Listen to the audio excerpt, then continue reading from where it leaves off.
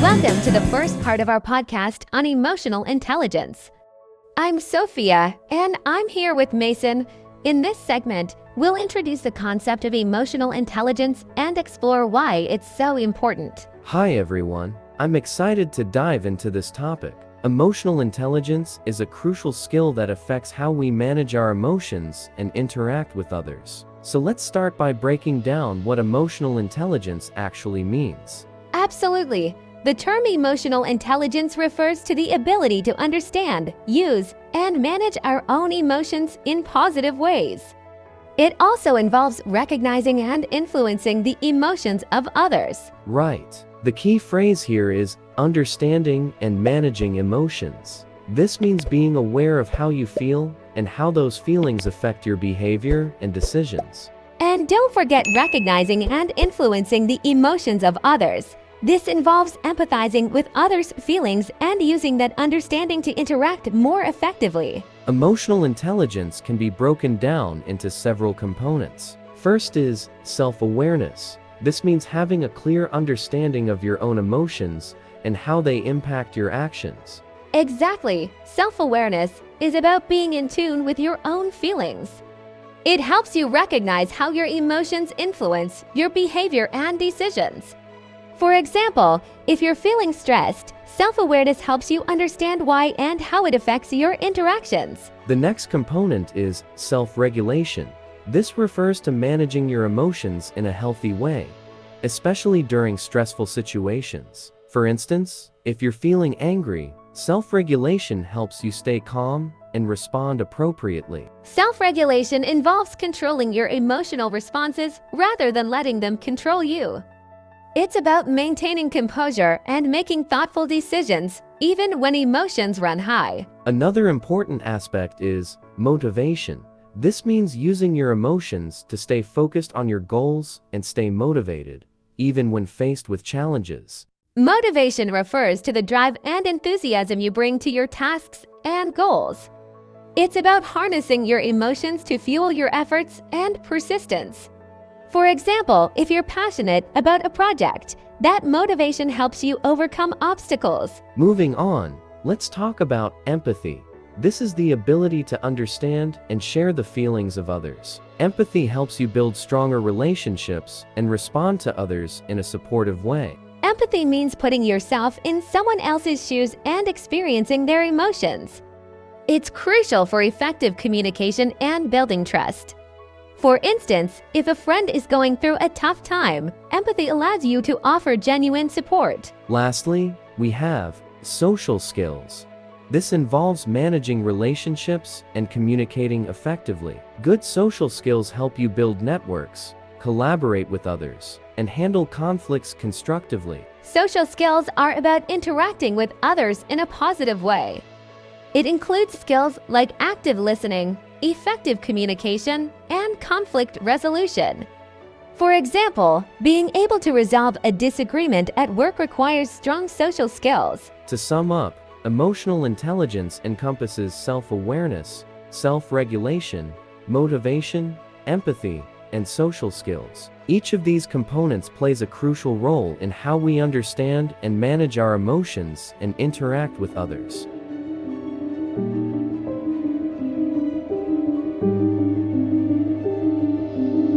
Now, we'll explore what it means to be self-aware and how to regulate your emotions effectively. Let's start with self-awareness. Exactly. Self-awareness is all about recognizing your own emotions and understanding how they affect your behavior. This means knowing what you're feeling and why. To put it simply, self-awareness means being in tune with your own emotions. For example, if you're feeling anxious before a big presentation, self-awareness helps you understand why you feel this way and how it might affect your performance. One important phrase here is emotional recognition. This is the ability to identify and name your emotions. For instance, you might recognize that you're feeling frustrated or excited, and being able to name those feelings is a key part of self-awareness. Another useful concept is emotional impact. This refers to how your emotions influence your actions and decisions. For example, if you're feeling angry, your reactions might be more intense. Understanding this impact helps you manage your responses better. Now, let's move on to self-regulation. This is about managing your emotions in a healthy way, especially when you're faced with stress or challenges. Self-regulation involves controlling your emotional responses rather than letting them control you. For example, if you're upset by a comment from a colleague, self-regulation helps you stay calm and respond constructively rather than reacting impulsively. One key phrase in self-regulation is emotional control. This means being able to pause and think before you act on your emotions.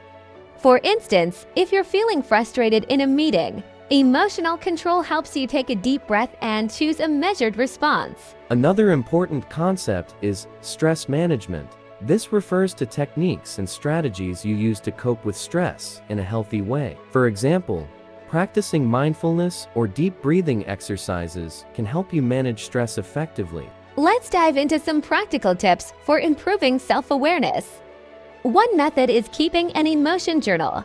This involves writing down your feelings and reflecting on what triggers them. An emotion journal helps you track your emotional patterns. By regularly noting down your feelings, you can start to identify trends and understand what influences your emotions. Another technique is mindfulness practice. This involves being present and fully engaged in the current moment. Mindfulness helps you become more aware of your thoughts and feelings without judgment. Mindfulness practice means paying attention to your thoughts and feelings as they happen, without trying to change them. This helps you become more aware of your emotional state and how it affects your behavior. For self-regulation, a useful approach is cognitive reframing. This means changing your perspective on a situation to view it in a more positive light. For example, if you're feeling nervous about a presentation, try to see it as an opportunity to showcase your skills rather than a threat. Another strategy is relaxation techniques. Techniques like deep breathing, progressive muscle relaxation, and meditation can help you manage your emotions and reduce stress. To wrap up, self-awareness involves recognizing and understanding your own emotions, while self-regulation is about managing those emotions effectively. Key phrases include emotional recognition, emotional impact, emotional control, stress management, emotion journal, mindfulness practice, and cognitive reframing.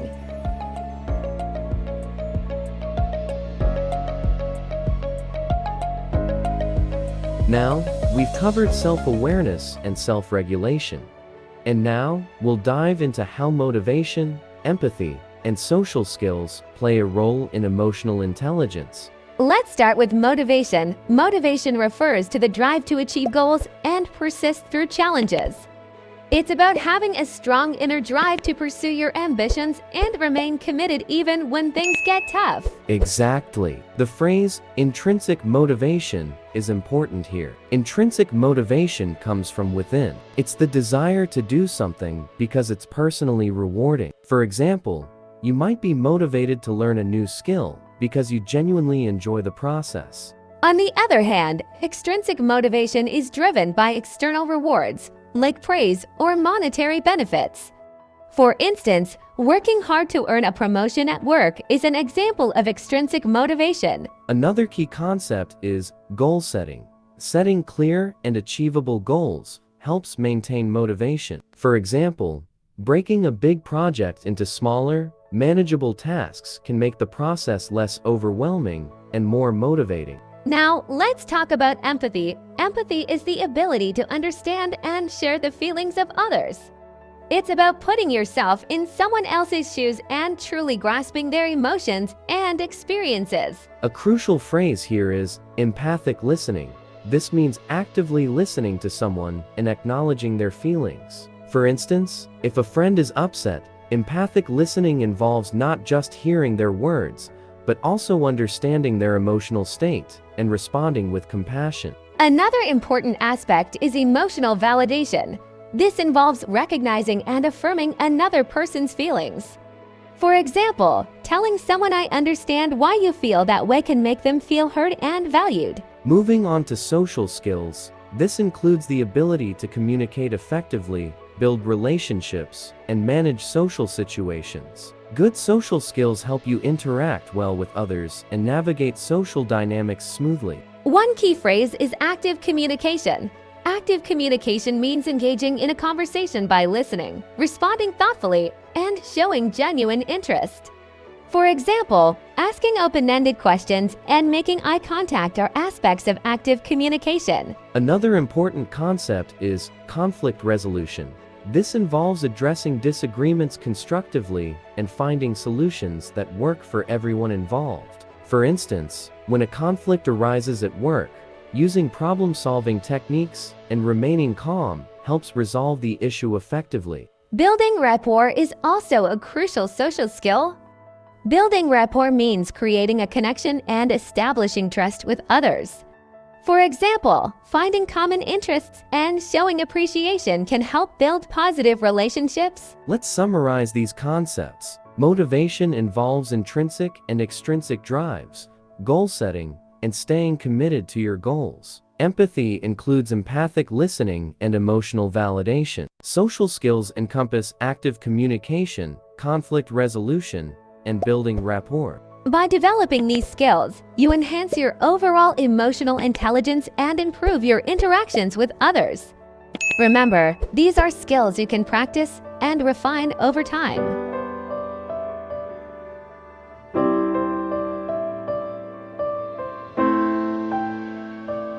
Now, we've covered a lot about emotional intelligence, and now it's time to see how these concepts work in everyday life. We'll explore practical applications and give you some actionable tips. Let's start with using emotional intelligence at work. Emotional intelligence can greatly impact your professional life. For example, being aware of your own emotions and those of your colleagues can help you navigate workplace relationships more effectively. One key phrase is workplace empathy. This involves understanding and addressing the feelings and perspectives of your colleagues. For instance, if a team member is stressed about a deadline, showing empathy and offering support can improve team morale and productivity. Another important concept is constructive feedback. Providing feedback in a way that is respectful and supportive is a valuable skill. For example, instead of criticizing a colleague's work harshly, offer specific suggestions for improvement and acknowledge their strengths. Moving on to emotional intelligence in personal relationships. This is about applying the same skills to enhance your interactions with friends and family. For example, practicing active listening during conversations helps build stronger connections. A crucial phrase here is active listening. This means fully concentrating on what the other person is saying, responding thoughtfully, and avoiding distractions. For instance, when your friend is sharing a problem, listen without interrupting and show that you understand their feelings. Emotional support is another important aspect. Offering emotional support means being there for someone during tough times, providing encouragement, and showing that you care. For example, if a family member is going through a difficult time, offering a listening ear and kind words can be very comforting. Now, let's talk about emotional intelligence in conflict resolution. Being able to manage and resolve conflicts effectively is a key component of emotional intelligence. This involves staying calm, understanding different perspectives, and finding common ground. A useful phrase is conflict de-escalation.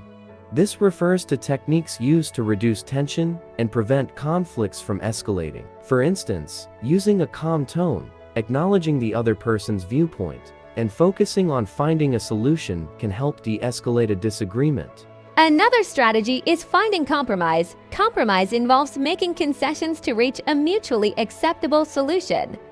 For example, if two team members disagree on a project approach, finding a middle ground where both can agree ensures the project moves forward smoothly. And finally, let's explore self-care and emotional intelligence. Taking care of your own emotional well-being is crucial for maintaining high emotional intelligence. This includes managing stress, setting boundaries, and practicing self-compassion. Self-care involves activities and practices that help you maintain your emotional health. For example, taking breaks, engaging in hobbies, and seeking support when needed are all part of self-care. By taking care of yourself, you're better equipped to handle emotional challenges and support others. To apply emotional intelligence in real life, focus on using empathy at work, providing constructive feedback, practicing active listening in personal relationships, supporting others emotionally, managing conflicts effectively, and prioritizing self-care. By integrating these practices into your daily life, you'll enhance your relationships and overall well-being. Emotional intelligence is a lifelong journey, and every step you take towards improving it can lead to positive changes. Thanks for joining us on this exploration of emotional intelligence. We hope you found these tips useful and that they help you navigate your personal and professional life more effectively. Goodbye for now, and remember to keep developing those emotional intelligence skills. Take care, and we'll catch you next time.